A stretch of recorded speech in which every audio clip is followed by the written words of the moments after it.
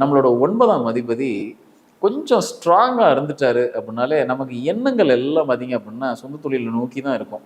இல்ல 9ஆம் அதிபதியும், 10ஆம் அதிபதியும் சேர்ந்து இருந்துட்டாரு. ஏன்னா நம்மளோட பாக்கியாதிபதியும், 10ஆம் அதிபதிங்கிறது நம்மளோட தொழில் ஸ்தானம். இவங்க 2 பேரும் ஏதோ ஒரு வகையில கன்ஜங்ஷன் ஆயி, இல்ல 9ஆம் அதிபதி போய் 10ஆம் இடத்துல போய் உட்காந்துட்டாரு அப்படின்னாலே, இந்த சொந்த தொழிலுக்கு உண்டான தோரணை, இல்ல முதலாளிக்கு உண்டான தோரணை நம்மகிட்ட உடம்புல இயல்பாவே இருக்கும். நம்ம என்னதான் ஒரு கம்பெனில வேலை செஞ்சுட்டு இருந்தாலுமே, நம்ம அந்த கம்பெனிய நம்ம தான் லீட் பண்ணி நடத்துறோம். இல்ல ஒரு டாப் பொசிஷன்ல உட்கார்ந்துருக்கோம். நம்ம தான் அந்த கம்பெனில எல்லாமே அப்படிங்கிற ஒரு தோரணை நமக்கு இயல்பாவே குடுத்துரும். இந்த கன்ஜக்ஷன் இருக்கிறவங்கள நீங்க செக் பண்ணி பாருங்க.